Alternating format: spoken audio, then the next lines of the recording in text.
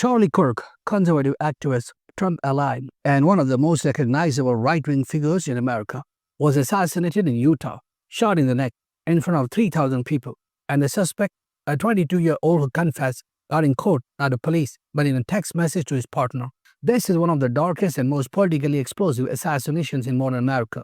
And the story isn't just about one man pulling a trigger. It's about what's happening to our country. September 10, 2025, Utah Valley University. Charlie Kirk is on stage, taking a student question about mass shootings, gun violence, and transgender people. Suddenly, one gunshot, one bullet, he collapses. Chaos erupts. Investigators say the shooter, 22-year-old Tyler Robinson, was perched on a rooftop with a bolt-action rifle, his grandfather's gun, a weapon he'd been holding on to, planning for over a week. This wasn't random, this was calculated. And here's where this story turns surreal. After the shooting, Robinson did disappear into some underground network. He didn't run for the border. He went home and started texting his partner. He literally told them to check under his keyboard. Police later found a handwritten note. I had the opportunity to take out Charlie Kirk, and I'm going to take it. When his partner asked the obvious question, was it you? He replied, I am. I'm sorry. This is not just a confession. That's an execution plan written out in Sharpie. Think about that. America has gotten so broken that a 22-year-old with a political grudge can climb on the rooftop, kill a national figure, and then treat it like a text message breakup. Yeah, it was me. Sorry, babe. We are living in a time where murder has become instant messaging. Prosecutors laid it out. Robinson planned this for over a week. He used his grandfather's rifle. His DNA was on the trigger. He discarded his clothing and weapon. He asked his partner to delete texts and stay quiet. And now he's facing capital murder charges, which means Utah might push for the death penalty. But here's a bigger question. Why did he do it? Robinson's texts to his partner are telling. He wrote, I had enough of his hatred. Some hate can be negotiated out.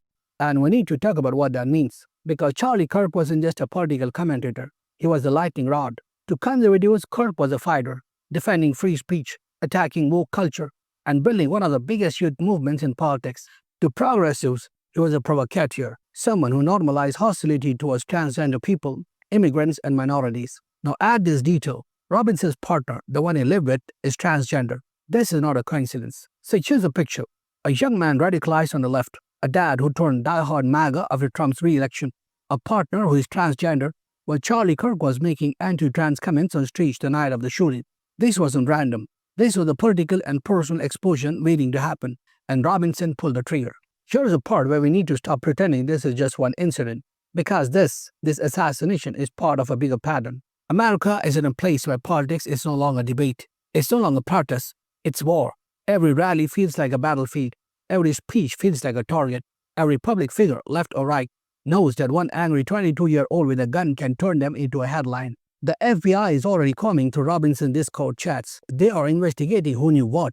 Prosecutors are looking at whether his partner or others helped cover it up. But even if Robinson acted alone, the environment that produced him, that's not isolated. We have seen it before.